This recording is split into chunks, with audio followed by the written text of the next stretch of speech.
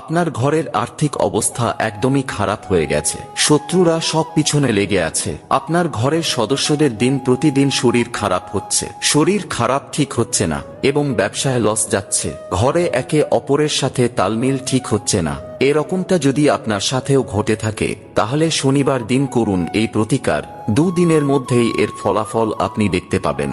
পরীক্ষিত ও প্রমাণিত এই প্রতিকারটি জানার আগে প্রভু শ্রীরামের ভক্তরা মন থেকে একটি লাইক করে কমেন্টে জয় শ্রীরাম লিখে দিন। তো চলুন জেনে নেওয়া যাক।